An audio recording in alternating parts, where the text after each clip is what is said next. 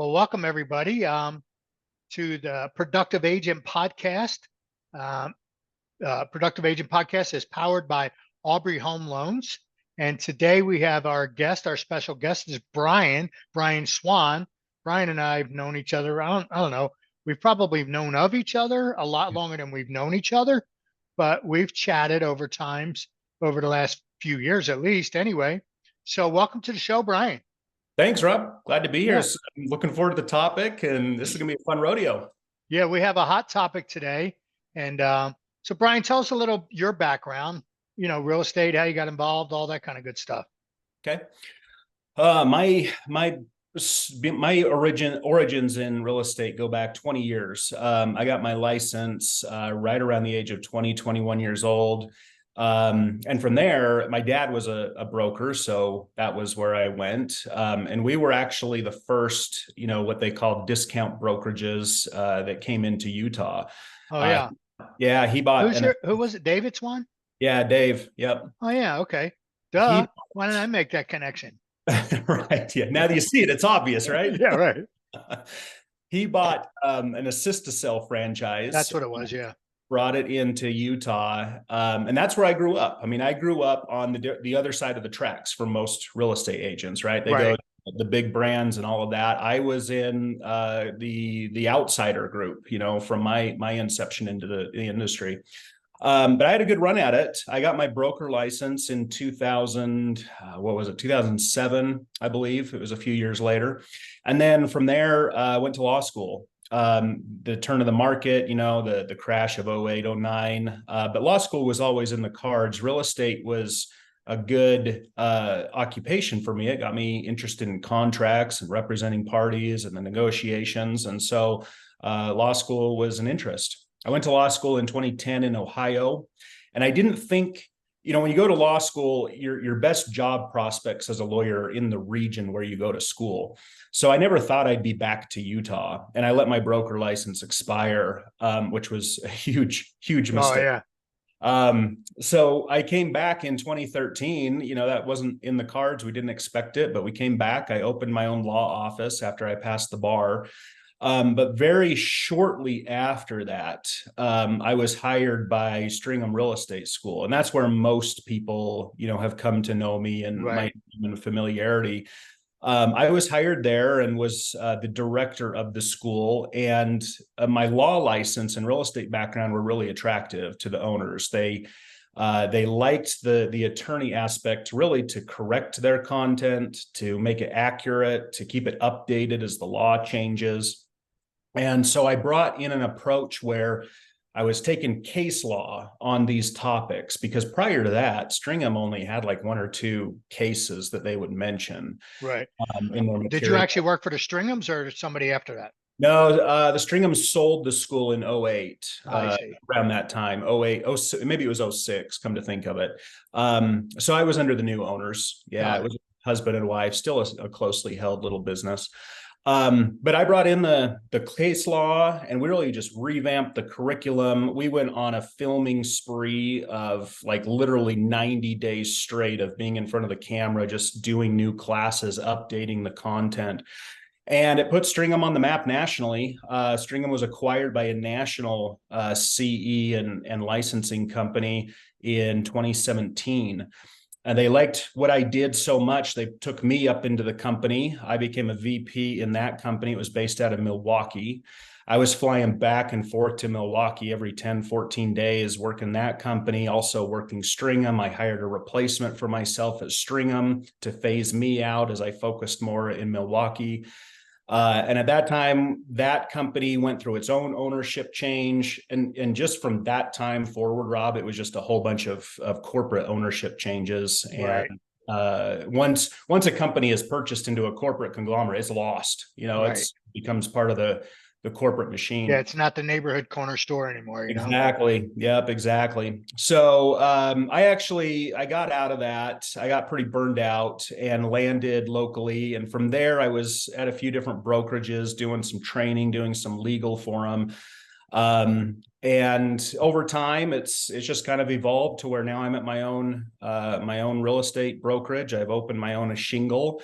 But I was with some big brands. I did a little bit of commercial real estate. I was just kind of trying to find my way and what was a good Right. fit. But as eventually have landed here, running my own show. Yeah, So that's that's kind of how I was. I bounced around, bounced around, bounced around. I'm like, I mean, I was with a couple for a period of time, but finally I just said, oh man, I'm just going to do it myself. yeah, I'm tired of trying to find where I fit. right. And it was a good experience the last few years. I was with some very good brokers and brokerages. I saw their training, I saw their models. And I can honestly say there's good in every brokerage. There's a Sure. lot of good stuff there. But also, like, being a lawyer, I tend to have kind of a very outsider viewpoint of the industry too. And so Right. seeing some things that I thought, well, I don't fully agree with that. I think it should be done this way. There's also a strong entrepreneurial spirit in me that I think it should be done this way. So at the end of the day, I just decided the way I personally think, real estate should be done. I'm going to have to open my own shingle. Right. Yeah, that's kind of, I mean, I was with a lot of good places, but there was just always that little bit around the Mhm. periphery that didn't sit well with me. For mainly it was decision making. I'm like, I have to go by the orders of somebody and if I disagree with it, I have two options, either lump it or leave, Right. Exactly. you know? Yep.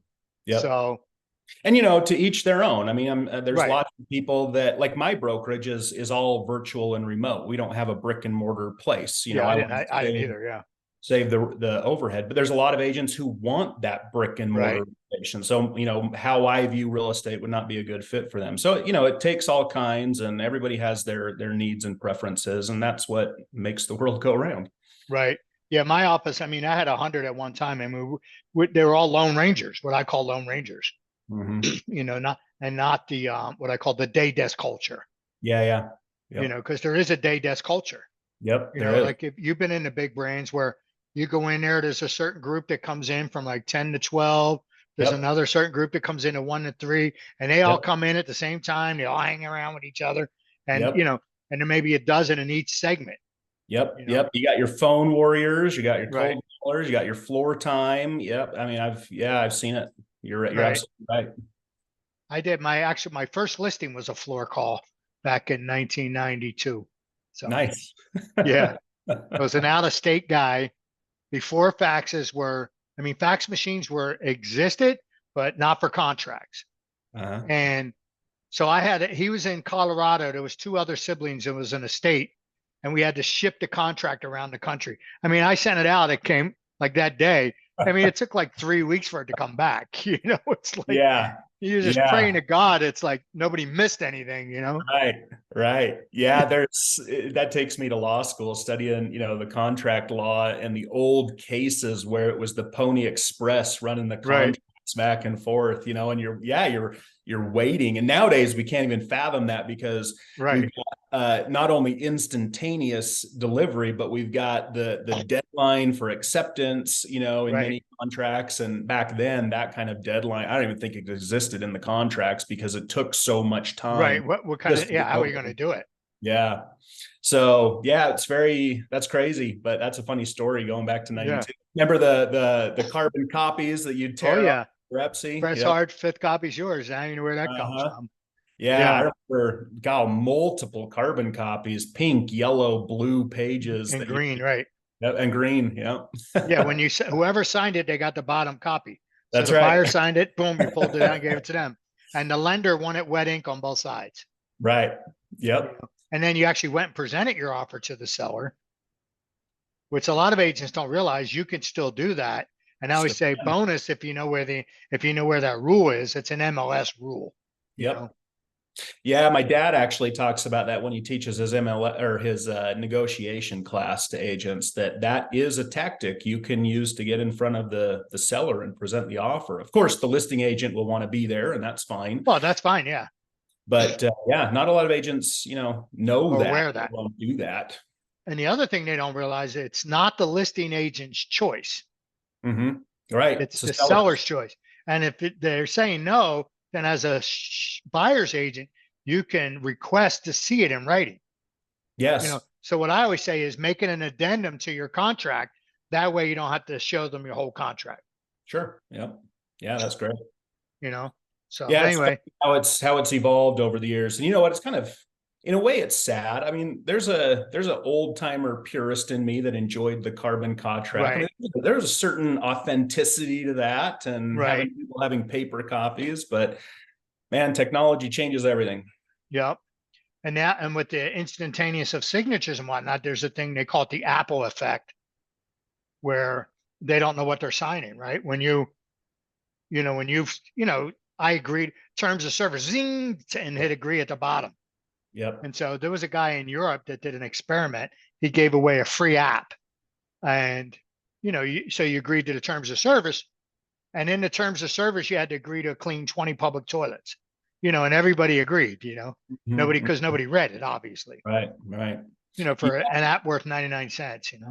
Those are, I mean, I understand being a lawyer, we study that stuff and I get it, but man, those are tough things that have evolved. They're called click wrap agreements. You click it and it just wraps the whole agreement. No one reads it. No one knows Right. what they're signing. And yeah, those are a problem. Well, with me, when I would sit down with a buyer, I would sit down my first, what I call my buyer listing appointment, if you will. And, I would explain the home buying process and how I work. And I would go through the REPSI with them. I mean, because I always felt that, now's the time to go through the REPSI when we're not under pressure to make an offer. Let me go through the process and say, when you find a property you like and you want to make an offer, let me go through the paperwork with it. Yeah. And I would walk through a REPSI, paying special attention to 3 and 8. 3 is, what do you call it? Possession, settlement, closing, and possession. Mm-hmm. In other words, don't be showing up at settlement at 5 o'clock on a Friday with a U-Haul truck because you ain't getting the keys. Yeah. And then, in section 8, all the ways they get their earnest money back. Yep. And, and I would go through the others. If they had questions, I'd go through it. So the theory was that, because when does buyer's remorse set in? The moment they find a property they like. Mm-hmm. Well, and then they find a property you like, it done the dome, you pull out a contract. Well, and then that's the good time. So I would go through the REPSI, the buyer due diligence, the FOIA protection, the wire fraud disclosure. When that came along, that wasn't always there. And then when I got done with that, I would just look them dead in the eye and say, do you want me to handle the sale? Now they understand why they need help. Mm-hmm. You're talking about a generation that's like click, click. And, Yeah. They buy things online, click, click, and they're done. And that's their whole home buying process. And so I walk them through the contract and they're like, oh yeah, please help us. Yeah. And then I'd have my buyer agency sign. I explain how the commissions work. And I would tell them about that if a cooperating commission was less than what we're agreeing to, that we have a couple solutions, but I would have that conversation well before they found their dream home. Because if you don't want to be having that conversation when they find a house they love, because that's kind of slimy in my opinion. Yeah, no, for sure. And I mean, that's kind of the perfect segue into this topic, right? I was just going to say that. Yeah. That's the direction we're headed with this conversation. Exactly what has really culminated to where we are right now with these lawsuits. Right. And that's what that was the main conversation that Brian and I agreed to have, was let's talk about the lawsuits that are going on. And Brian, he's going to, talk about from a legal perspective, because he looks at it like a lawyer does. And, I look at it I have my conspiracy theories, and we kind of talked about that. So I'll give you the overview real quick of my conspiracy theory. So if you look at what's going on, so what's behind the lawsuits? That these class action lawsuit attorneys, they're not looking out for the good of the public. That is not their agenda. Let's call a spade, right? Call a spade, not a dirty, rotten shovel. That's the way I heard that expression. So, but what's the real driving force behind it?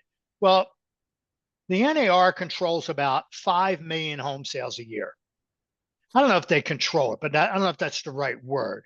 But NAR members control 5 million home sales a year on average. sometimes it's higher, sometimes it's lower. And if you take the average home price right now of 400,000 nationwide, I don't know if that's the right number or not, but at that point, that's $2 trillion in money changing hands. $2 trillion. And then, but that's only in, when I say there's 5 million homes are selling, that's 5 million actual houses. And typically in a real estate transaction, there's two sides, but it still equals $2 trillion. So let's just say on a conservative number that the total commission for the $2 trillion was 4% each. Okay. Sometimes it's going to be higher, sometimes it's going to be less. But, and that's, I think, a little on the conservative side. So that comes out to $80 billion a year in commissions annually. Yeah. So then you take, okay, so let's just park that number aside. But before we go there are people that can't sleep at night because they want that money. Period. It's too much money to not be controlled. There are people that control money in this world. And so now if you look at that, and then not only that, there's people like what are the three main corporations? BlackRock's one of them. The other two, I forget the other two, but they're hell bent on owning like all the property. And they're working towards that goal. And so I believe it's corporations like that are really controlling things, that are really the financial backing of all these lawsuits. The Zillows of the world, the Open Doors, because none of those guys are profitable. And they've been, Zillow's been around, what, 12, 14 years, maybe more? So how long can a company be not profitable and still exist? How does that work? There's a reason, there's a motivation behind it. And so I believe that and it's Wall Street bank type investment banks, not your depository banks, the big controlling companies. And so what did I say? Those three corporations control like 90% of like the S&P 500, something like that. That's like ludicrous. And then with all that real estate laying out there, they want to control that too. $2 trillion trading hands. They're like, they can't, the idea of them not controlling that just keeps them up at night. So to me, and because banks have always been trying to get in the real estate brokerage game, and it's not legal. And because if banks were to get into business, they would control the money, the values, because the appraiser works for the bank, and they would control the inventory. That is very, very dangerous. And so, especially thinking away what real estate is, a wealth builder for the average family. And they're trying, so anyway, so now let's look at the tactics. These tactics that I believe the same people that are controlling the fight against the NAR and the brokerage to dismantle the NAR are the same people that control politics, because the same tactics are being used on their enemy. Yeah. Let's keep them in court, and we're going to weaponize the DOJ. So that's all I'm going to say about that. I'm not talking about a political party, because they control both sides of the political party, and they're controlling the DOJs. Yeah. That's my conspiracy theory. I'm not going to go deeper into that. That's interesting. Everyone knows the DOJ, has been probing NAR. I think for years. Yeah, I think. But they settled multiple times. They have, and the most recent one is very interesting to me because you can get into the politics, and it was the Trump administration, DOJ, that was really kind of putting the heat to them, but then had this like really favorable settlement. I mean, the settlement made no sense. They opened the settlement up for public comment, and I think that the DOJ just got hammered on this settlement prospect from the public comment. But what I really think changed the tune of the DOJ, and unfortunately, I if I remember correctly, they did sign the settlement with NAR, or at least proposed to enter into it. And Then all of a sudden, the National Association of Realtors, they filed for summary judgment in one of these trials that were slated to go to trial, and they lost. Right, the summary judgment motion, for people who don't know, that's the procedural mechanism to avoid trial. It's to bring the case to the judge and say, Judge, here's all the facts. The parties don't disagree on the facts. So now this is a question of law.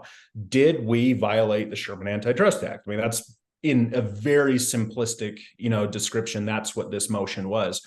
The judge denied it and said, nope, we're going to trial. There's enough evidence here. There's enough questions of fact that this needs to go to a jury of whether the law was violated. And so that was a huge defeat for the defendants in this lawsuit. And at that moment, the DOJ, all of a sudden, they started trying to claw back that settlement agreement. And they went to the judge, and NAR was, I mean, they had every reason to go back and say, no, you settled, you agreed to settle on these terms. You can't claw this back now. So those two parties are in court right now, NAR and the Department of Justice, trying to figure out, what's the status with this settlement? And the DOJ is claiming, well, we have now more information that warrants a more expanded investigation into NAR. And that's really coming from all the facts that have come out from this trial.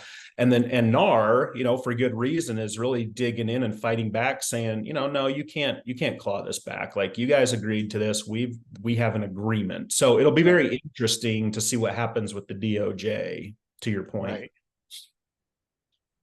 Yeah, I think I believe they're controlled by the same people that are controlling the politicians and the judges. Was it George Carlin always had that routine? He goes, you got owners. He says, forget the politicians. He goes, it's a big club and you ain't in it. Yeah. Yeah, it is a very big club. It's a very exclusive club, Right. Yep. Yeah, and I think those people are controlling, and I think they're behind this whole thing. Yeah, they could be. I have not read much or looked into much who's funding the lawsuits. I mean, with plaintiffs' attorneys, there's usually a contingency fee, but yes, to your point, even though there's a contingency fee, that is, even if that's only there if they win, right? If they lose, then the plaintiffs' attorneys, they're out all of their work, all their resources, all the time. So you would think that there would be some initial funding, at least, to derive all of the resources. And what people don't know also is, I've looked at who's representing the plaintiffs on this. You got some serious firms, and these are not, I mean, this is a big suit, and it's not just one, right? We've got the Burnett case that happened in Missouri, and we've got now the Morrill case coming up in Chicago. That's an even bigger case. They're hitting regional defendants, up to New Jersey, different MLSs across the different states. So that's a super big suit. I mean, you've got to have some initial funding to manage. Yeah, the lawyers are like, well, we're not going to fund that for 3 years. And hope to win. Yeah, and then if it's if they do win, they're not collecting that right away, because they know it's going to be appealed. So they've now got to fund the appeals going forward. So yeah, you could be right that there's some big, dark money, so to speak, is what some people call it, that's funding these things. Right. Well, it stands to reason. I mean, and because I believe it's the same people that's financing all these unprofitable, disruptors, if you will. Sure.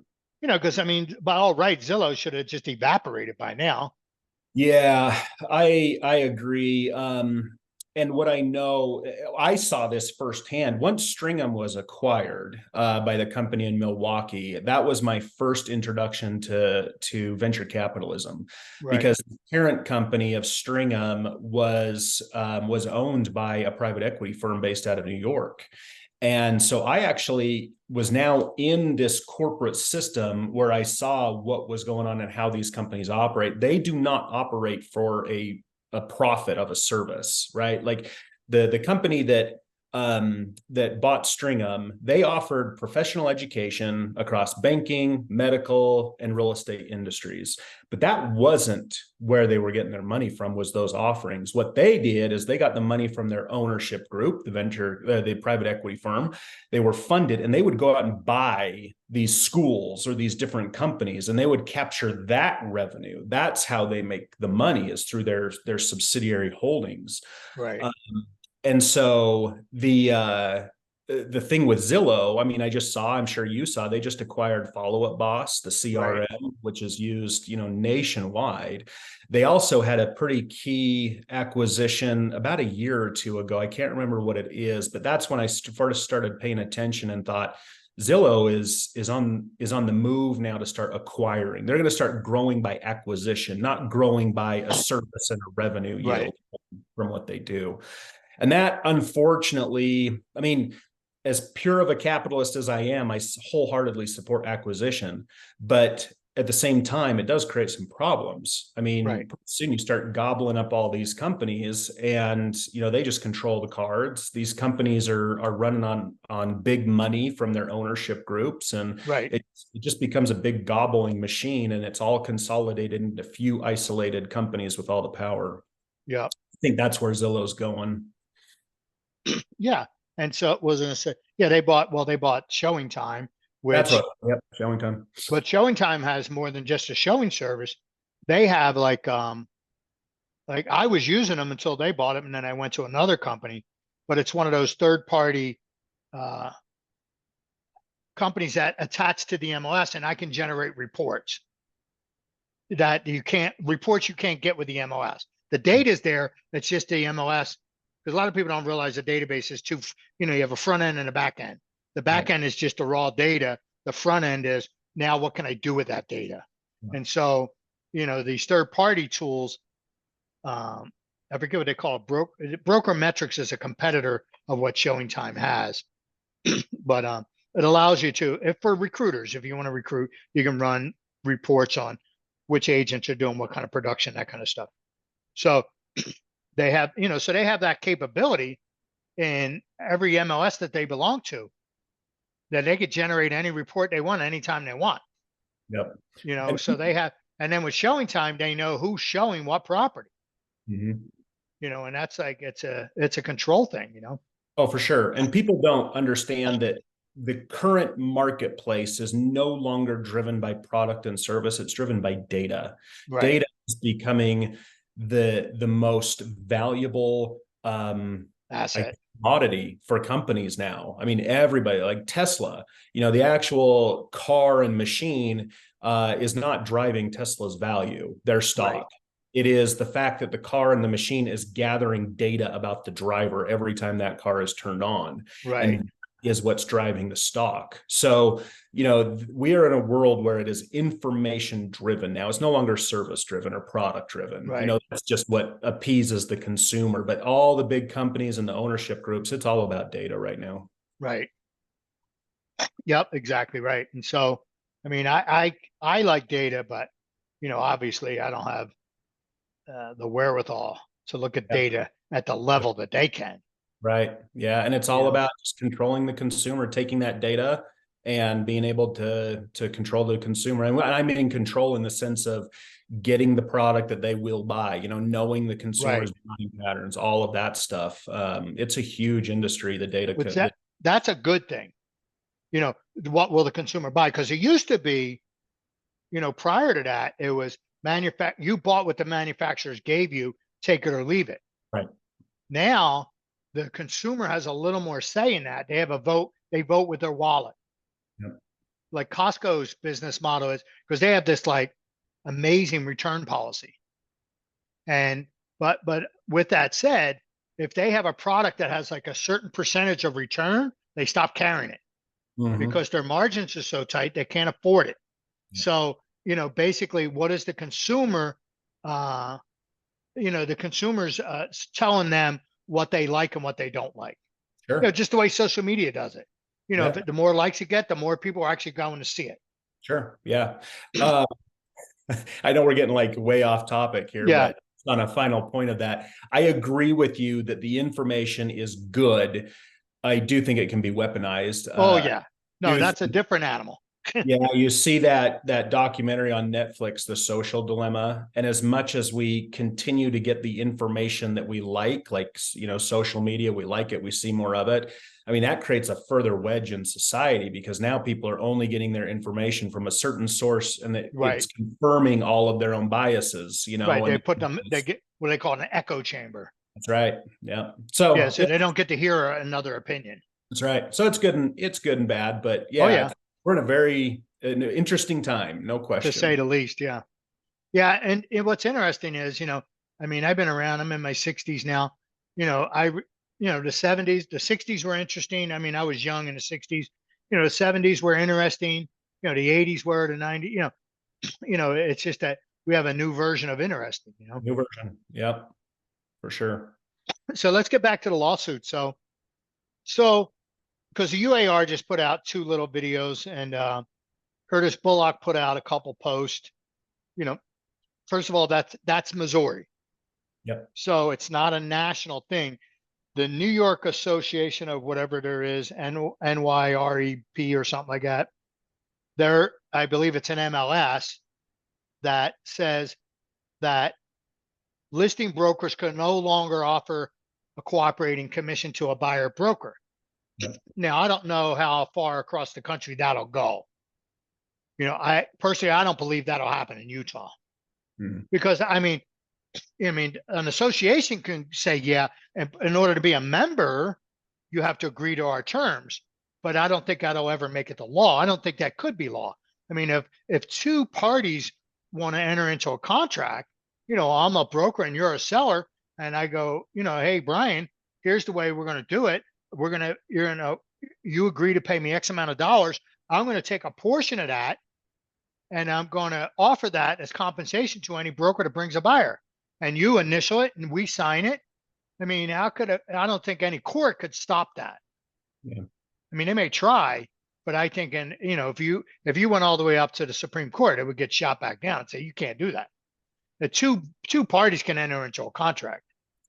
Sure. Yeah, the lawsuit's interesting. Whether or not it will transverse across the country, of course, is yet to be seen. Oh yeah. I think what we do know is that lawsuits have already been filed based Right. on coming on the heels of this verdict, and they're going to try to start expanding that out. And I do believe that other groups of plaintiffs' attorneys, in different regions are they're going to come out of the woodwork. Yeah, they're putting together their cases. So, the thing is, you have to look at what the theory is. I have no idea how the Missouri Association of Realtors writes their listing agreements in their forms. I have no idea how New York does. We have ours here in UAR, and you got that little caveat to initial for the seller. So maybe that was there in Missouri, maybe it's there in New York. I have no idea. I haven't seen these forms. But I will say, I know a lot of people are like, really, they're reading the headlines, they're seeing NAR's talking points, the local association's talking points, and they're just really confused because there's got to be more to it for the jury to come back with a verdict in 2.5 hours. Right. I mean, that's not a lot of deliberation. And the first 20 minutes are everybody sitting down, and getting settled in before they even started deliberating. Yeah, so it was probably like a 2-hour deliberation, which tells you the evidence was there, like something was going on in this suit. And so let me try to just break the suit down so people understand what this was really about, because this suit originated when I was at Stringham. And being there and being an attorney, I actually had the luxury of time because my job was to really know this. Yeah, to drive content, create content. So I was always looking in the news for real estate stories and, what types of classes would capture agents' attentions. And then being an attorney, I had the skill set and the tools to then research the law on those things, which, was a real benefit compared to, other schools that didn't have that type of resource. So that I really took advantage of that. And I remember sitting in my office there and just researching to find the actual complaint that was filed in court, right? The lawsuit. I wanted to read it. I wanted to understand legal theory. I wanted to understand where they were coming from. So I dove into this, and it just so happened that it was around the time that I had already been researching antitrust law for a different class, because it's part of the pre-licensing curriculum. You get a little bit of antitrust law. And so I had dove into antitrust case law. And the interesting thing about antitrust law is that the federal Antitrust Act is only like a sentence long. It's a very short statute. There's not a lot of meat to it. It's so simplistic on its face. Yet, since that law was enacted in the late 1800s, we have had a century and a half of a huge amount of litigation over this little sentence in federal law. And that case law is really where all of the pieces start to come down to what is antitrust. It is incredibly complicated. It's very complex. You have attorneys who literally specialize in that and nothing else, because there is so much case law to wrap your head around to know the little nuances of the law. So by no means do I consider myself an expert on this.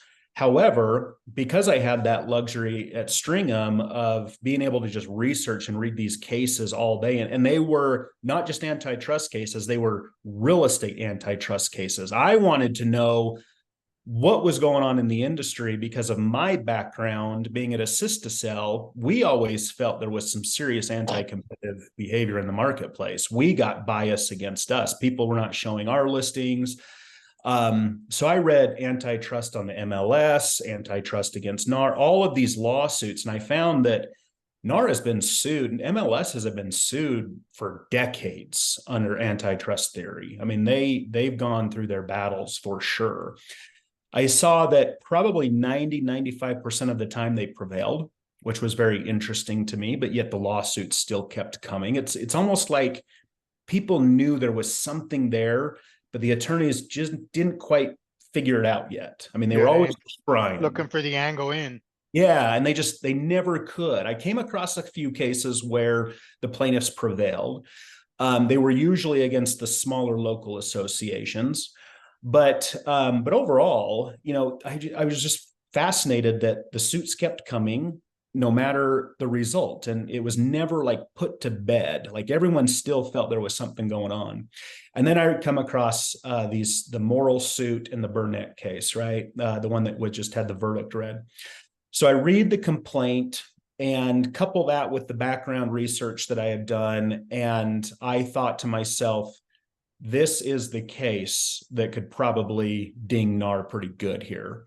And I started talking to people and nobody believed it. Like I had conversations with attorneys, I had conversations with brokers, people, notable people in the industry. And the response was always the same. It was, no, NAR is just fine. The industry is just fine. They've been sued before. We've got a very good model. It's the best model in the world. It's been attacked before. I mean, everyone was so dismissive of the suit. But whenever somebody asked me, I told them, I think this lawsuit has teeth. And I think that the plaintiffs have a really good legal theory here. And the reason why is because the whole case, for those that don't know and understand, the whole case is not about a 3% commission rate. It's not about a buyer's agent commission per se. It's about NAR has a policy, a rule that if you're going to be a member of NAR, you have to abide by this policy. And the policy is that when you list a home, you must put it on the MLS, number one. Okay. Unless you got an exclusion form, which, then you get into a whole different argument that was brought up at trial. But generally speaking, you got to put it on the MLS. Number two, if it's on the MLS and you're an agent, you've got to cooperate with other agents. That's Article 3 of the Code of Ethics. You got to have cooperation. And number four is you must offer a buyer's agent commission. Now, NAR never had an amount. It could be as low as $1. It could be as high as, whatever. Yeah, but the rule was you must offer that commission to the buyer's agent. Okay, so what the problem with that is you now have a seller who is essentially, even though they're paying their listing agent, that listing agent is paying the buyer. So the seller is effectively financing the agent who is by law supposed to work against them. Right. So that buyer's agent is working to drive the price down as much as possible. And the seller is paying them to do that through this NAR MLS arrangement of requiring a buyer's agent commission. We're essentially saying, seller, you have no choice but to finance your opponent in this transaction. That was what the whole lawsuit is all about.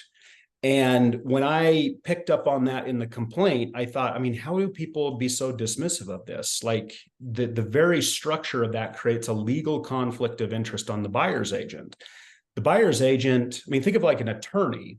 I mean, you would never in a million years agree that a defense attorney can be bought and paid for their legal fees by the other side during the litigation. Right. Yes, we have like attorney provisions that if you lose the other side, you have to pay the other side's fees. Right, but you got to finance it though. That's a penalty for losing. Right. That's not along the way of the transaction and a successful result.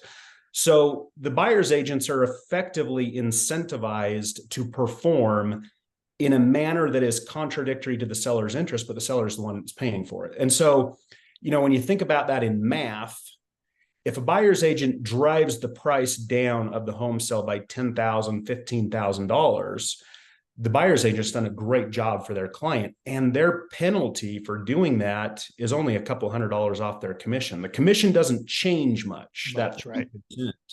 But the price that the seller has hit from that buyer's agent, right, because they're paying the other 96, 97 and a half or whatever, 98% of. Yeah. And so it's really kind of this wonky thing when you understand where the plaintiffs are coming from, that, here I'm a seller and I'm paying the other side to drive down the value of my house in this sale. Like that's, so that's the theory of the lawsuit. And it was that by virtue of NAR having this rule, requiring its members to abide by this rule, and then you loop in all of the other brokerages because those brokerages require their agents to be a member of the MLS and abide by this rule. Right. It now starts to look like a conspiracy to say you have to go out and tell the seller to pay for their opponent's commission to work against them. So that's the whole thing. And, like I said, I don't know what the forms were in those states. I don't know if you can contract around that because that is antitrust law. Typically, you can't contract around law. Right. Courts will strike contracts that have provisions that are against the law. So, whether or not the little, disclaimers or agreements that sellers make in a listing that this model can happen, that's yet to be seen. I don't think that argument was raised at trial because this was purely the antitrust structure of NAR itself. Right. And then, part of the other interesting thing of the lawsuit was that a lot of the big brokerages, require or have their executives on the board of NAR. So the board of directors knows about the rule. They're part of these other brokerages. They're enforcing the rule. They have every awareness of this rule and they're still going by it. So it looks the whole system, according to the plaintiffs, looks like everyone's working together and colluding. And that's one other interesting thing is you look at all the message boards, the comments on social media, and you see agents saying, well, we never colluded with other agents to fix the price. And, it's a whole lot of collusion. And they don't understand that under antitrust law, the plaintiffs don't need to prove with actual direct evidence that all of the parties sat in a room and made a plan, a conspiracy to screw sellers. That's not what the law requires. The law actually allows circumstantial evidence. So you can kind of get inferences from conduct. You don't have to show an actual, signed agreement or secret meeting. The meeting of the 5 families took place, Yeah, exactly. You don't have to show that. You can just show through circumstantial evidence that the parties did have an agreement to work together. And by virtue of the membership requirement and people sitting on boards. Well, and the cooperation, they are working together. The Article 3, yes, Article 3 was a big aspect of the trial. The other aspect was the clear cooperation policy that just Right. came out a couple of years ago, I believe, Right. that once you list a home, you must put on the MLS within 24 hours. You've got to let the public know that you're working with outside agents. That clear cooperation policy was a big element at trial as well. So the whole thing, the MLSs, the big brands are sitting on the board, NAR, all these brokerages, membership requirement. Then you got franchisees, right? So individual franchisees of these brands, part of their franchise agreements is that you must be members of NAR. So they're Right. controlling everything all the way down, saying you must abide by this rule requiring sellers to finance their opponent. And then there was an aspect of the trial that was price fixing, the 3% commission for the BAC. That wasn't really publicized and talked about because it was the buyer commission rule that really had the thrust. But I had pulled a court memorandum, a decision from the trial a few nights ago, and was reading it. And this decision was when NAR and the brokerages tried to get summary judgment and get rid of this before trial, and the court denied it. The court said there was evidence, and it had been proven with the discovery process, that these brands had training materials that said use 6% commissions, put your commission printed in the contract so that it can't be negotiated, tell people your commission is non-negotiable, and basically fix 6% as the standard commission. That's actual training material that's in the court record. So Right. there was a price fixing element to these lawsuits as well. So Well, but a brand can do whatever they want. they can, but when you got everybody doing the same thing, Right. Then it looks, yeah. that's what you got the problem. And that's Right. what the court said, is there's enough evidence that all of you are doing Right.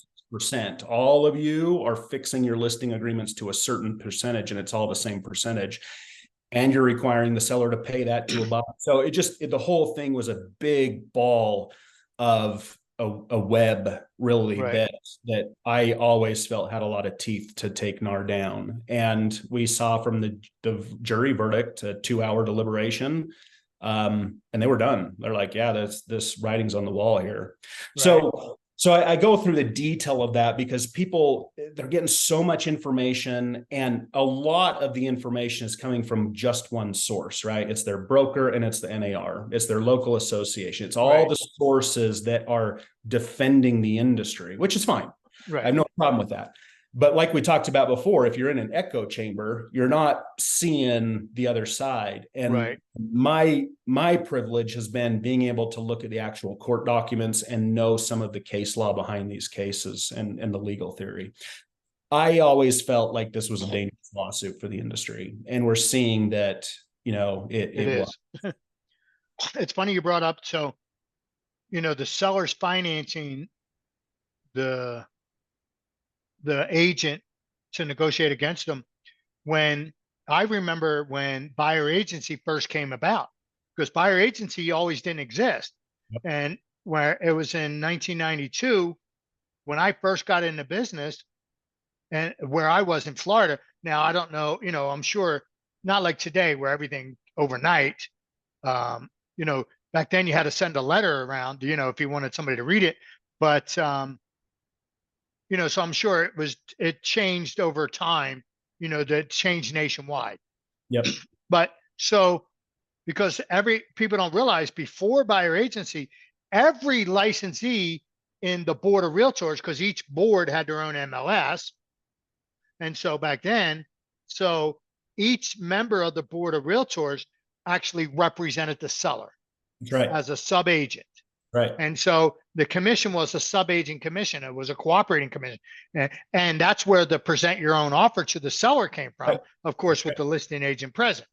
Yep. And so when they came out with buyer agency, the sellers were like, well, we don't want to pay them. Mm-hmm. If they're representing a buyer, then let but then, then the whole thing just came to a standstill. And they're like, and then the listing agents are like, we don't care who you represent. Bring me an offer. I'll negotiate. So because I can negotiate on behalf of my seller. So and I understand that argument. I also understand if there's actual representation on both sides, if the buyer's agent drove the price down, then my opinion is, well, then you needed a better listing agent. It's Right. like, it's like, what's that have to do with it? Well, and that was a thing that got brought up at trial too, is in this case, the argument was these commissions are not based on performance. They are based on a set number. And it's one of the few, industries that you can't really gauge or pay according to the performance. If your agent sucks, you're still paying this 3% to them. Right. Or whatever, right. So that was an interesting thing to think about as well, as you're Right. financing your opponent, and they could be the best damn real estate agent in the country and just And yours, your agent's butt, and right. you're And I've stuck. had one of those one time. One of my agents, he was like complaining about the other agent. I said, well, has the other agent been communicative? Have they kept you abreast? Have they lied or anything? And he's like, no. And so after about 4 or 5 questions, I'm basically like, look, you got your ass kicked in negotiation. Let's just call it what it is. Yeah, I said, because I'd like to know who that agent is, because I wouldn't mind recruiting them. Right, It's like, yeah, that's funny. But going to what you said, I'm glad you brought that up, because this is like the nuclear fallout from this lawsuit is what happens with buyers now and buyers representation. And everyone is so on edge with this. Yes, prior to 1996, that's when the rule came in that the buyer broker commission rule. So prior to 1996, there was no buyers representation, right? Effectively, none being paid, of course. Everything was a sub-agency model, and so if I've understood, I haven't looked into it to verify it, but I've been told that it was a lawsuit that changed the course from sub-agency to buyer's designated agency. And that might be true. That might be true. If that's true, it's kind of ironic that it now comes full circle to where a lawsuit may end up terminating it. And we revert back to how it was prior to 1996. I've seen a lot of comments. I know NAR and the associations have come out with their talking points to say, if this lawsuit stands, this is going to be horrible for buyers. It's going to make the process so complex. They're not going to have representation, Okay, that's fair. The problem is that talking point relies on the fact that everyone in the industry is virtually post 1996. They only know one way of doing real estate, and that is having a buyer's agent. I mean, you were there a few years before it all changed. People got along. They did it. They made transactions work. They've done it for decades of having no buyer's representation. And I'm not advocating that, so don't mistake me. I'm just saying. Because the problem with that is you work with a buyer for, sometimes you can work with a buyer for 2, 3, 4, 5 months, and you're, intimate details about them, but yet you don't represent them. And here you represent a person that, property hits the MLS today, and now you're representing that person. You have no idea who they are, so, and then as a seller, I wouldn't want you to represent me because you don't know me. And I know how are you going to represent my best interest when you've been, especially if the buyer's, SOI. I mean, I teach that all the time, limited agency. You're representing your best friend and a total stranger. Come on. Yeah. No, you're totally right. There's definitely issues that have to be considered. My observation is I don't think it's the end of the world with this verdict, because prior to 1996, people transacted for real estate and they got along just fine. Yes, there was decades. Yes, there was but there's lawsuits now. There's plenty of lawsuits with buyer's agent and seller's agents exclusively.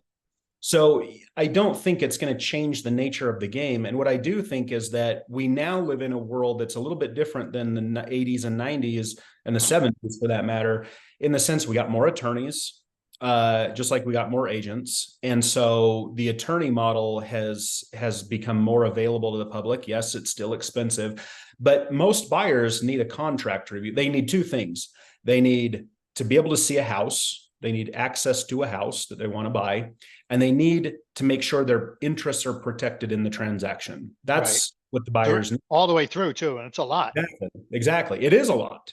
So what is going to happen if buyer's agency goes away? is we're going to see listing agents will have to do double duty by going out and showing homes, right? Their listings. They're going to get Oh, the calls on horror. the line. Yeah. Right Well, they're now, going to have showing agents, they'll have yeah, Uber agents. right. Yeah, Uber agents. Listing agents aren't used to it right now. No, Everyone has a buyer's agent, and the buyer's agent schedules and goes through and looks at the home. Listing agents aren't showing their own homes. I mean, they do open houses, but very rarely are they showing their listings, from a that's yard the sale. reason for being a listing agent. Exactly. It's the best skill of your time. So now I think we're going to see if buyer's agency goes away, you're going to see more listing agents have to, get up and get dressed in the morning and go out and show their homes because they're on call all day for any kind of yard Right, call that they're going to have. They're also going to have more communications with a lender to make sure things are on track. I see right, that being a big thing. But as far as the buyers go, they're going to have to get legal to review a contract and guide them through the process. And ultimately, this is where I think the industry and the market is going to have to work itself out. And what I mean by that is obviously an attorney can't show homes, and obviously an attorney is very, very good at checking the legal interests in the contract. That is not going to cost thousands of dollars. right, That's going to cost probably less than $1,000. A standard contract review from an attorney is going to be about $500 to $800. And the buyer is probably going to be very happy to pay that just to make sure they're protected. And so how do agents make money off buyers, right? Like it raises all these questions. Do we start charging an hourly rate right. to go out and show the Do we home? have a contract review? Do we have a showing agent? Right, But exactly. but here's the thing, though. I want to jump in there while I still remember it as because you said the showing they need access to the home, but and this is a NAR study, so take it for what it's worth. But do you know what the number one thing a buyer wants from a real estate professional in a buyer situation? Help finding the right home. Believe it or Mhm. not, people think that we have access to all the listings, but Yeah, they still need help finding the right house. And it's yeah. because a good agent can go out with a buyer and show them a few homes, and then meet with them, kind of interview them, and then the agent can go out and find them 3 or 4 houses that could work for them. And then they're like, oh yeah, we would have never looked in this area. We would have never looked at this style of home. It's like, so it's because there's not a lot of, I mean, we know it through repetition, but I mean, there's no repetition in buying a home because you do it so infrequently. Right. But I agree. I agree. I think you're not wrong there.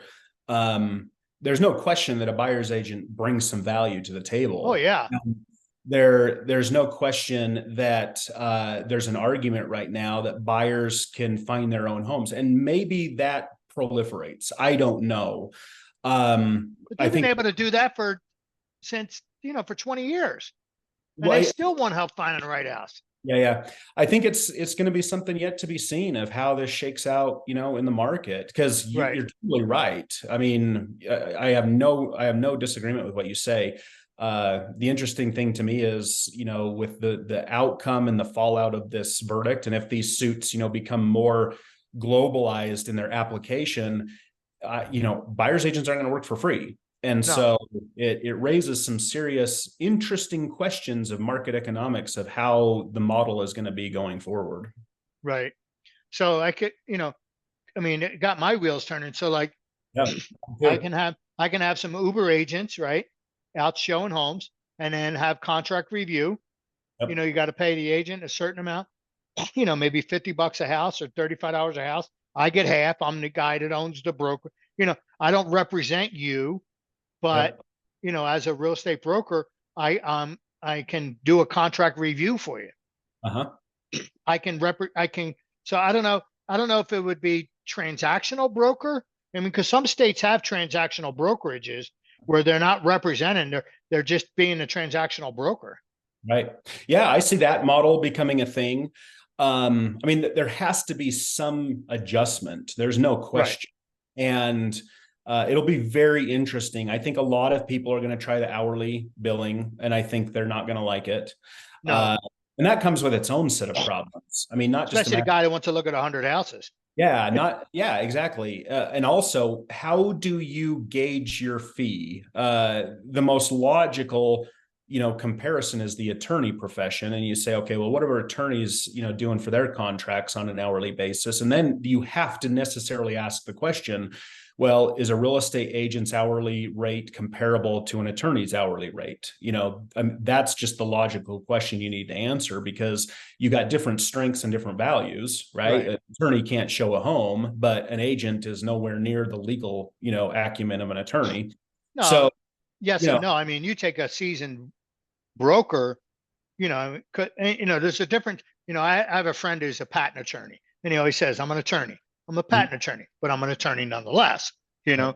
And so when it comes to real estate, I have other litigators, friends, attorneys, but when it comes to real estate contracts, they all come back to me with them and yeah, say, yeah, here, so I mean, there is at something to 30 be years said in real for, estate, I mean, yeah, I can put myself in the same realm as an attorney when it comes to our personal contract.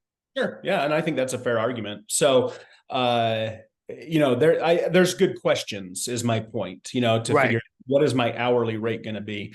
I think the other model you're going to see pop up is a flat fee. Buyer pay me X amount of dollars, and I'll do right.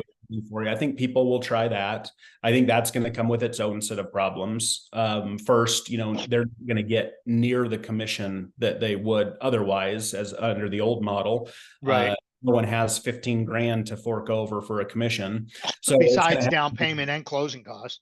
exactly, that's the big problem. And earnest money, Right. all these upfront costs that the buyer's going to have, now they got to have a commission too. Like, I just don't see the flat fee transaction fee going anywhere. Well, the only way that could work is if the lenders allow them to finance up to a certain amount. Yep. And that comes with its own set of problems, right? Like, what about the appraisal? What if it goes over value? Current loans, would the regulations even require that?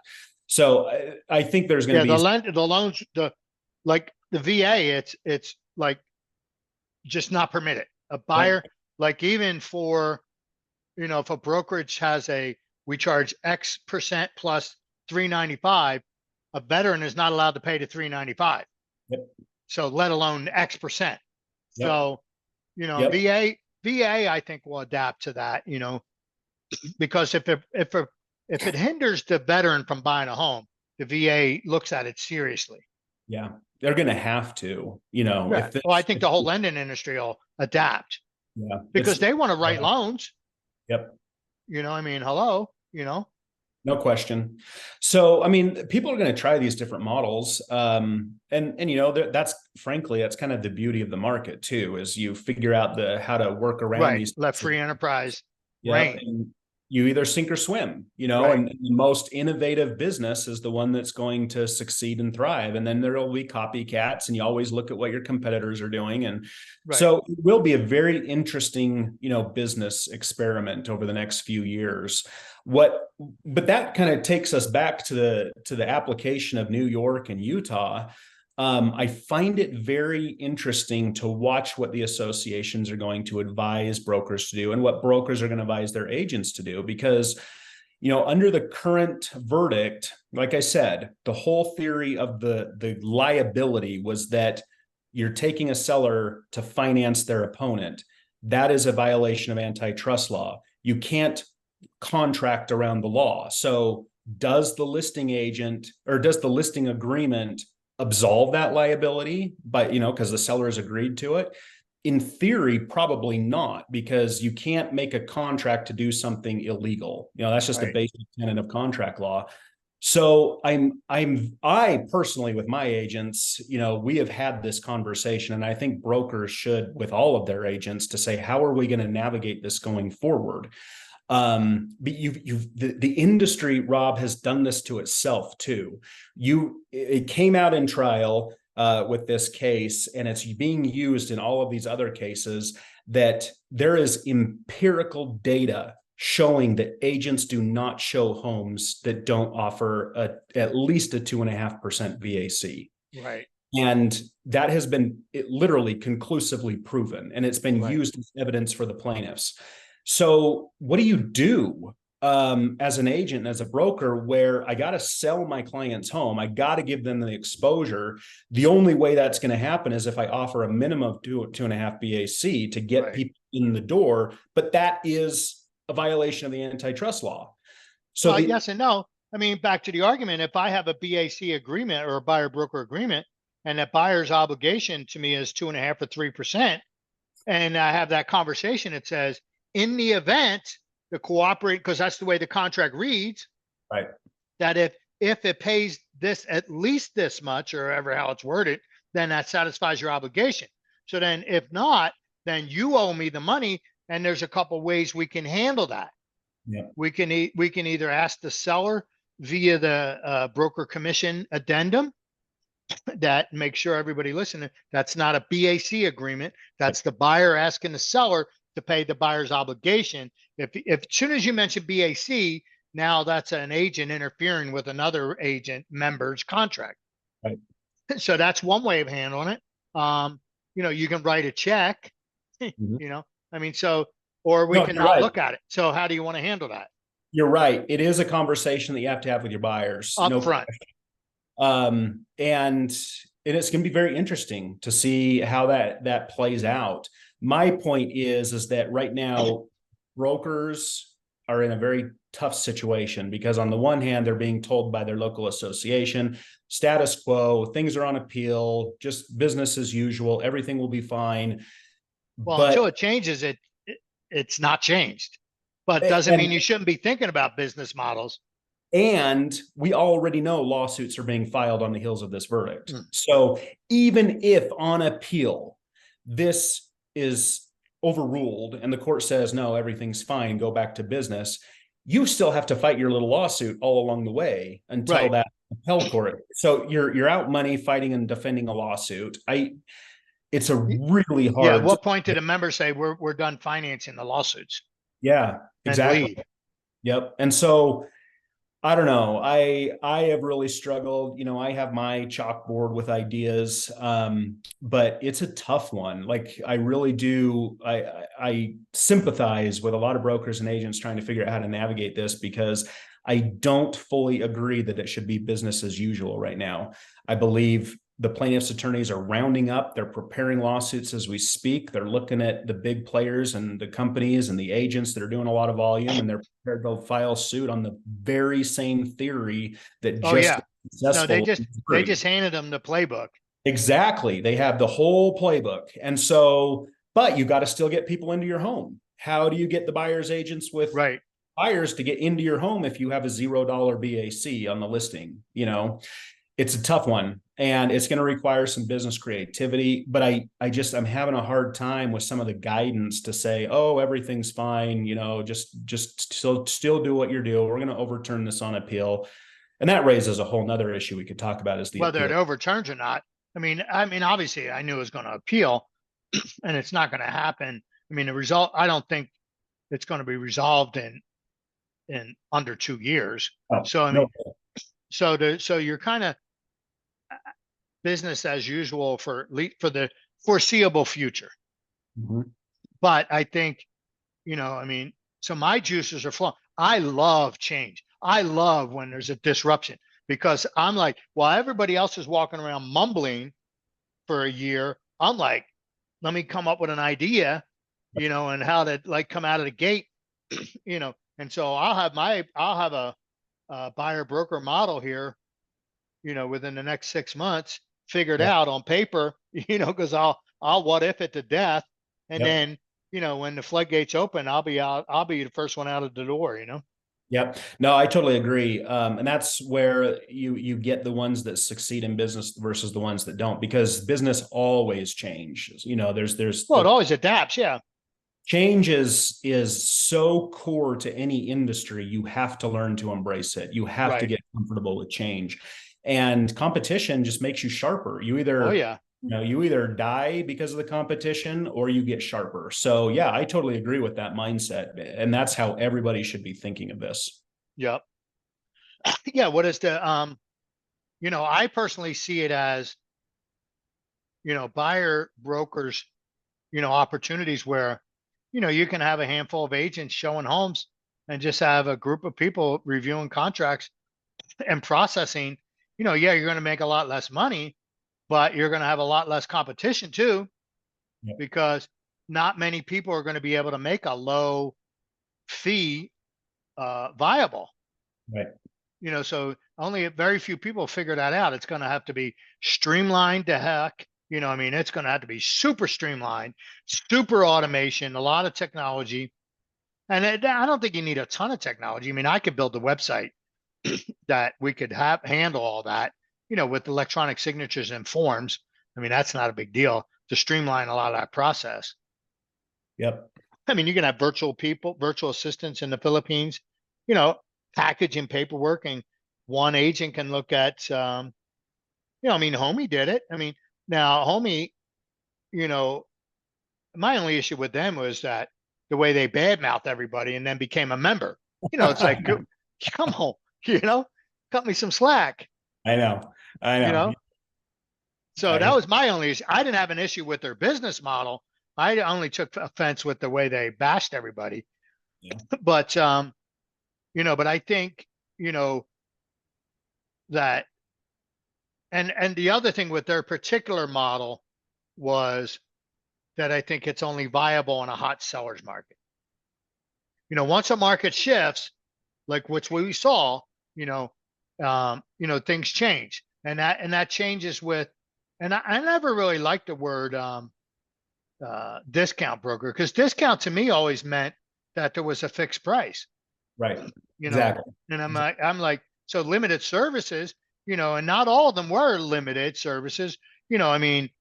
Are there some agents that offer an amazing service? Absolutely. There's some sharp agents out there that their customer service should be required study for business, and then there's some that just like, that just get by the legal limit and still make the same amount of money. So like you said, how do we get that into a merit-based fee? It's a good question. And I think the first step, and I don't know all the steps. I'm like you, my wheels are always turning, and I'm what ifing, the hell out of this thing right now, trying to make sure I have some ideas to give my agents to help them build their business. But I think the very first step, no matter who you are or what your business is that you have to accept the fact that the current way of how we do it is probably going to change. Right. You have to accept the fact that you're probably not getting 3% on a buyer's end anymore, right? Because who's going to pay, $15,000, $20,000 on the buy side if the seller is not? It's just a basic economic principle. You're probably not going to make as much money as a buyer's agent as you've been used to. Once you can accept that, then I think you start to open up the ideas. Your creative juices can start to flow. Let's figure out a model, right? Exactly. Because if you're so stuck on this bitter resentment that I cannot make that much money like I'm used to making, I don't want anything you're going to shut down.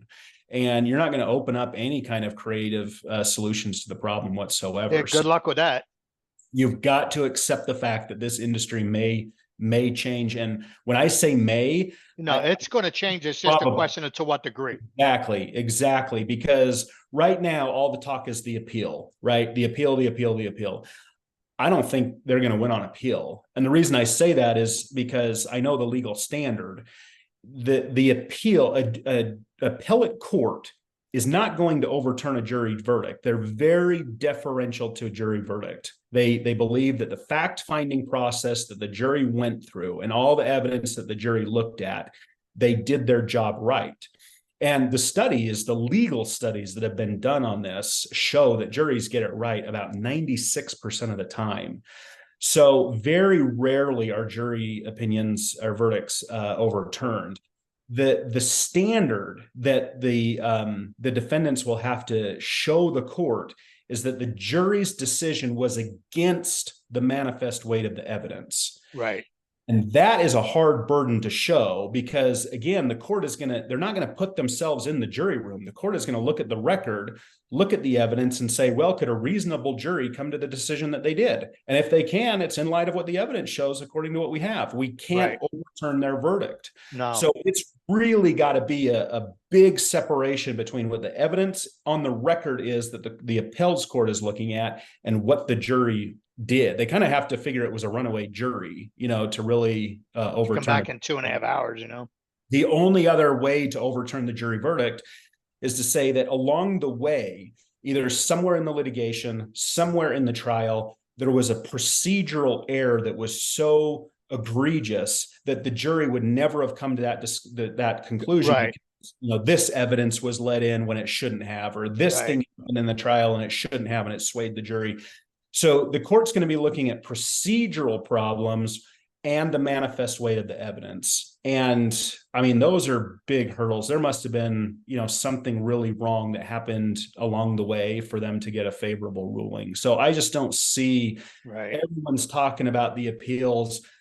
I just don't see it from a legal perspective. I don't see it. And what I am hearing a lot of, especially from leaders in the industry, is, well, this is the wrong verdict because it's going to fundamentally disrupt the industry. We have the greatest system in the world that allows for representation on both sides. Everybody's happy. It works. It's a model for the nations.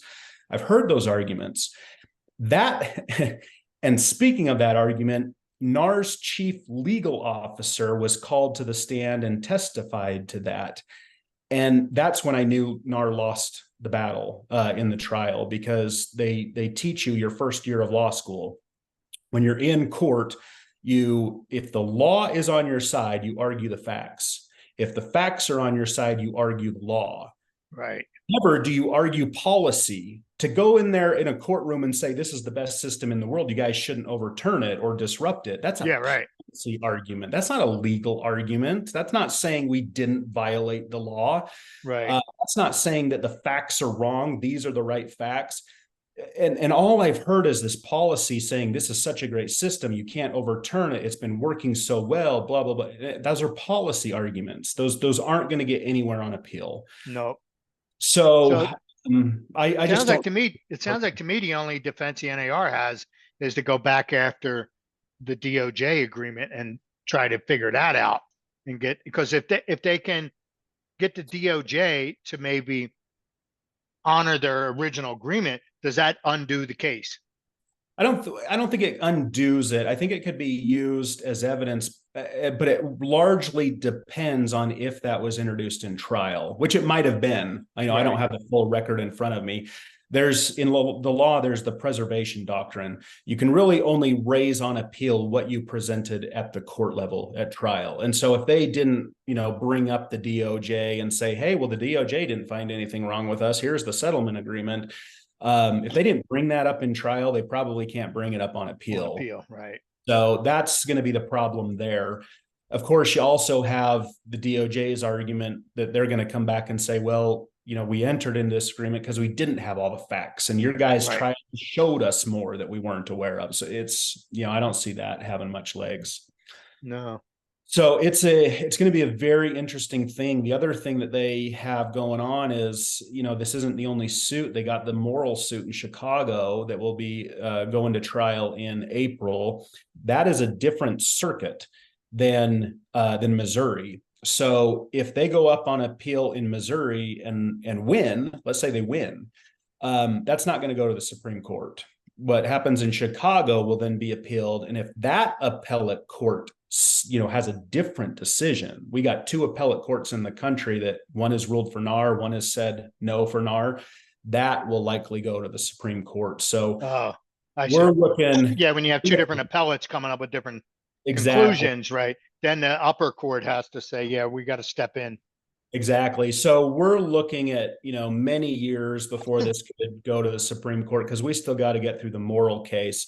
And that's really the danger, is that moral case is in April. This Burnett case is going on appeal now. We're years away from an ultimate decision. And in the meantime, there's going to be lawsuits all over. I mean, there's going to be tons of lawsuits. Well, the playbook's out there. It's like having, it's You know, the New York Giants had the film on how to beat Tom Brady, and they beat his butt twice in the Super Bowl, you know. Yeah. Why the other teams didn't use that playbook blows my mind. I know it changes the game. And the plaintiff's attorneys put together a very tight case with this. I mean, I was reading some of the court decisions for the hearings along the way over the last few days. I mean, they did their job. They're very astute with the antitrust law, what the requirements are. Many antitrust cases don't even get to trial because they have procedural problems along the way. They're not drafted well. They missed elements that have to be, you know, proven along the way. They have to have a certain amount of evidence that they can show. Antitrust cases are hard because you're trying to prove a conspiracy. Right. But these guys, they knew what they were doing. There's no question. So that brings back full circle from the beginning where I said these guys are well funded, and who's doing it? Yeah. It's the people that want that $80 billion a year in commissions and the $2 trillion a year in money changing hands. Look, when $2 trillion changes hands annually, there's people that want that. I mean, period. And they'll, you know, and they're not always nice people. There's no question these guys had the resources. You know, I have no doubt. I don't know who they were. And they're good lawyers. I mean, this was not NAR's attorneys dropping the ball. I do question some things that I thought were really weird, like the chief legal officer testifying on policy rather than law. I thought that was really a weird approach. Yeah.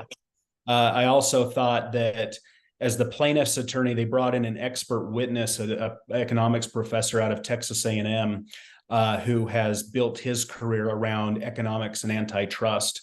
And he took the stand and he told the jury, he says, in my entire career of studying economics and publishing articles on this and looking at the market and antitrust, he said, this is the most blatant and clear violation of antitrust I've ever seen. And to combat that, the defense attorneys, NAR, put Lawrence Yun on the stand. They may have done some others. I wasn't clear on the record, but I know for sure they put Lawrence Yun, who is the in-house economist for NAR. I mean, they're putting their own, you know, biased guy on there who's testifying for his employer. And I thought that was kind of strange. Why didn't they bring in their own outside economic guy? Yeah. So, I mean, they might have, like I said, I didn't have the full court record, but I did see that article that said Lawrence Yun was testifying. And I shook my head. There was some things that I thought were questionable as to really helping NAR out on this.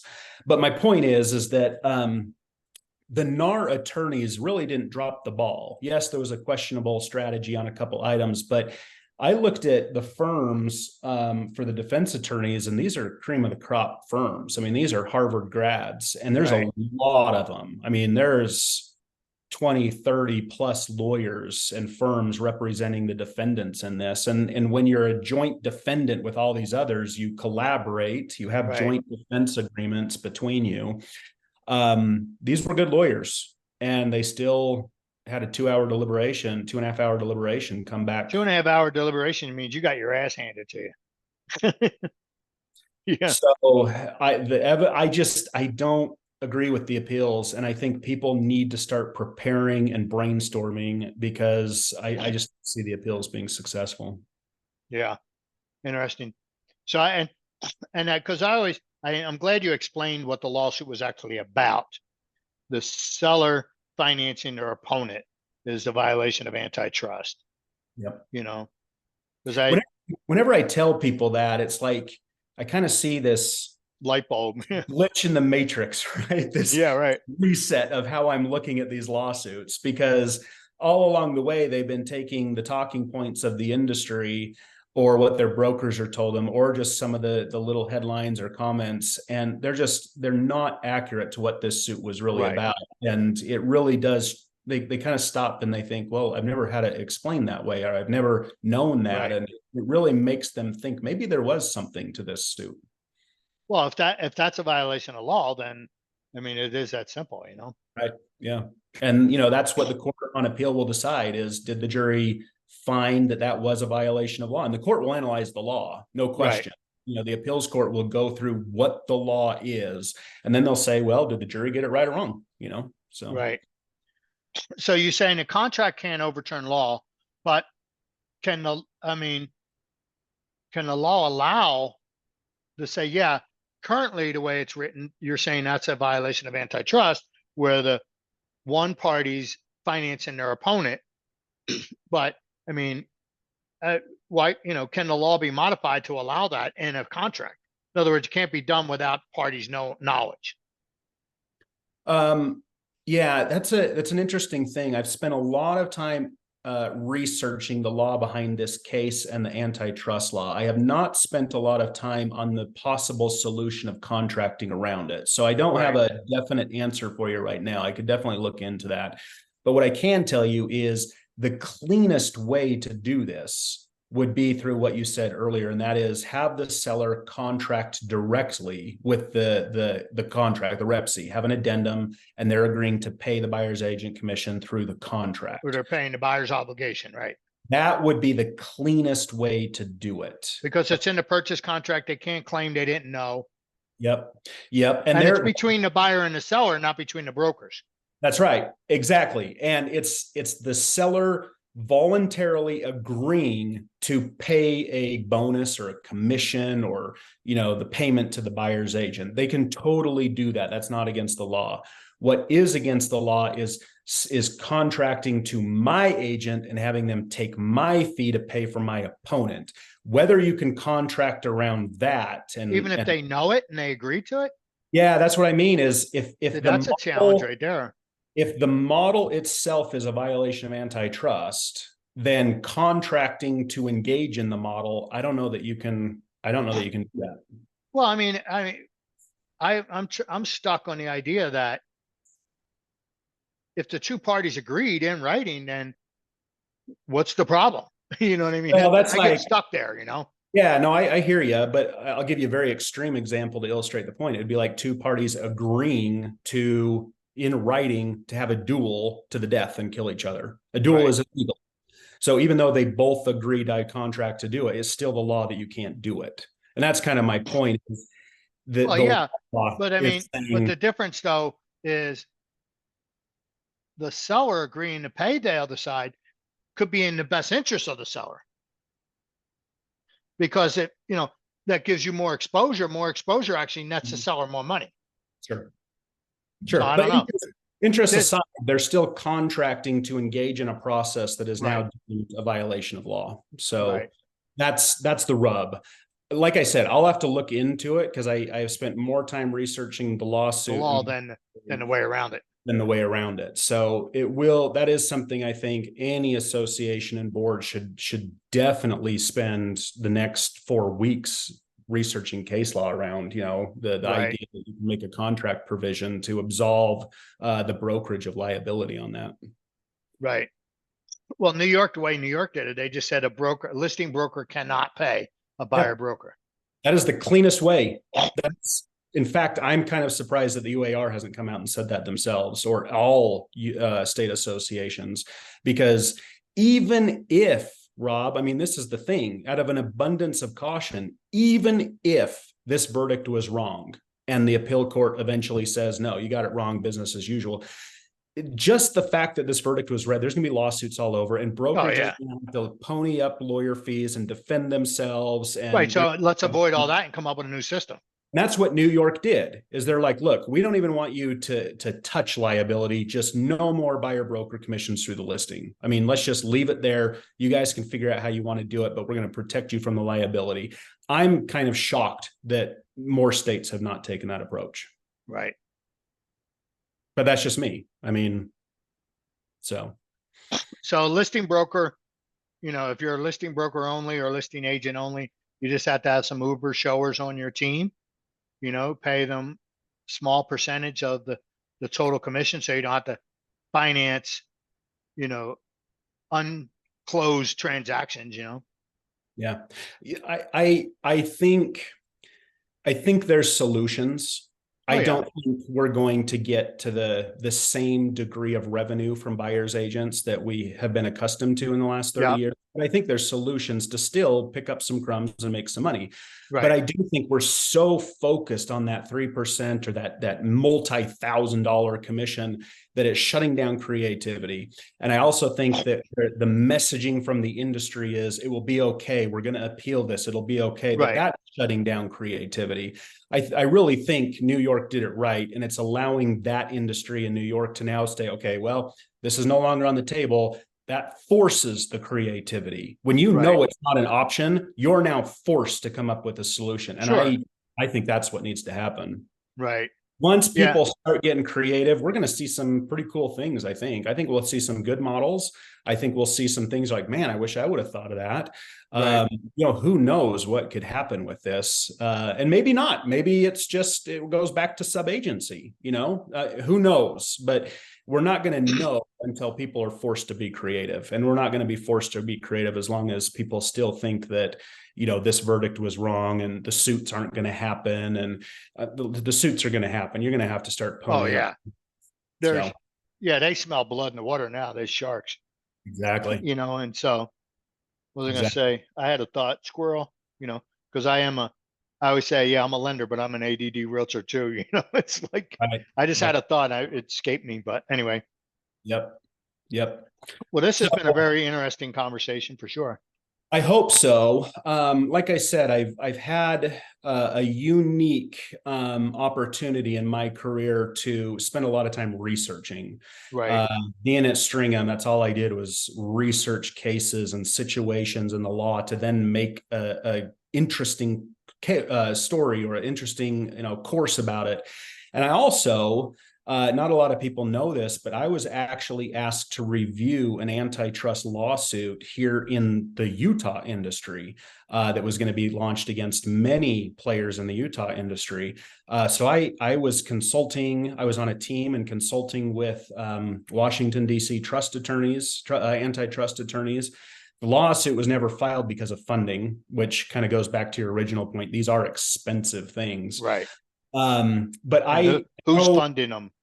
I know enough about this topic to be dangerous. By no means do I consider myself an antitrust attorney or expert, Right. but I do think that I have put more into this than, frankly, a lot of the other attorneys who are making opinions and definitely a lot of brokers. So I hope my perspective and opinion has given you and your viewers a new angle or some new things that you didn't know, or some new approaches on how to look at this or what may be going on. And that's really what my aim was.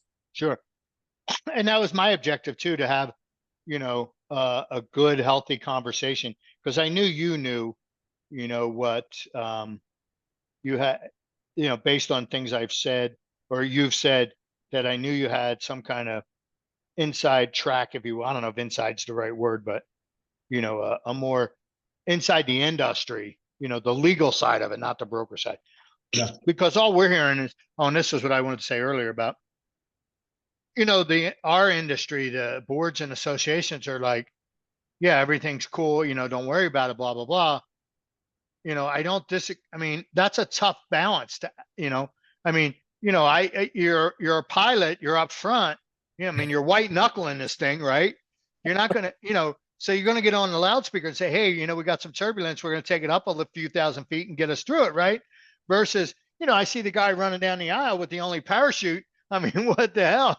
How am I supposed to feel about that, right? So, I mean, keep all your passengers calm. yeah, I mean, agree. I mean, that's a tough balance for them. I agree. And I don't fault anybody for their approach to this whole situation. And it's still so new, It's so new. I mean, everyone has their interests. The local associations, NAR, they have their interest in keeping a calm, among the members and making sure that people have hope and, giving them good messaging. I get it. I totally get it. Right. But, I think also at the same time, there's a realistic assessment of the situation that needs to be voiced. It's coming down. Yeah. It's hitting the fan, That's my opinion. I mean, hopefully and I tell everybody, Rob, I say, look, I'm a broker too. Like, losing the buyer's agent revenue is a huge hit. Right. I mean, I have an interest. a financial interest as a business owner in keeping things the way they are. Every broker Right. does. So for me to come out and say, I don't see it happening, I'm starting to get my wheels turning on possible solutions. Hopefully I'm wrong because I have a business interest here, but I can't block out the possible reality. And that's Right. where I think the danger with only relying on the talking points is Right. really, it's just, that's, Especially in your own echo chamber, yeah. Yeah. So Yeah. I appreciate the opportunity and the conversation. I think No, this is, yeah, this is very helpful for me too. And I hope like I said, once I tell you my theory, you can't unsee it. you know, that's right. Yeah, I have no doubt that you're onto something with the financing and the backers of this, because right. even if they're paid on a contingency fee, the initial funding has to be there. This is expensive. I mean, it's been quoted that to get from launching the lawsuit to the U.S. Supreme Court, at least to petition the court, to get through the appeals, that's an $11 million feat. I mean, these are expensive. These antitrust suits are Right. very costly. And And when it, you have multiple defendants, when you've got NAR, when you've got MLS, I mean, that's depositions. You're right. flying out, taking depositions with all these defendants, these CEOs of these big real estate conglomerates in the country. They've got to be called in.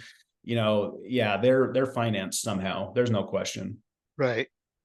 Yeah, I think 11 million might be cheap, Could be. you know, I know that was the projection for the lawsuit I was asked to take a look at. So, because when but you have a defendants of that caliber, they're yeah, going to do everything they can to slow things down and make it more expensive for you. exactly. And the suit that I had the privilege to review, that was small compared to these. These are Right. not, these are Yeah. multiple defendants, lists of defendants throughout various states and regions. So Because yes, this one included NAR, Keller Williams, and then was it Berkshire Hathaway? Is that who was the other one? Berkshire Hathaway was part of it. Anywhere Real Estate, the former, Yeah. Realogy, But didn't all. they? I thought they settled, no? Oh yeah, they've settled. Remax settled. Those were the only two that settled. You've got Home Services of America. You've got some MLSs in there.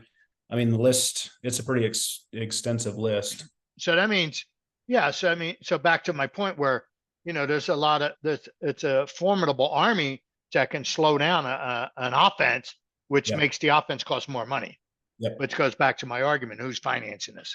Yeah, and I agree with you. 11 million is probably very, very conservative Right. because our bid was much smaller of a suit compared to these. So Right. Cool. Well, we're way over my normal timeline. I usually run about an hour. We're like hour and a half, a little more than an hour and a half. So, which is okay. I mean, this is the topic that warranted that. yeah, I hope that people felt like it went by fast. Yeah. Well, it did for me, Yeah, me I mean, too. I look at the clock, go, holy crap. Yeah, this was very enjoyable. I appreciate it, Rob. Well, thanks for being here, Brian. Folks, this is Productive Agent Podcast, powered and by Aubrey Home Loans. So Brian's a broker. If you think you might be a good fit for Brian, call him. He's in the MLS, and if you got any questions on loans, give me a holler. I'll be happy to talk to you. So thanks for joining us, folks.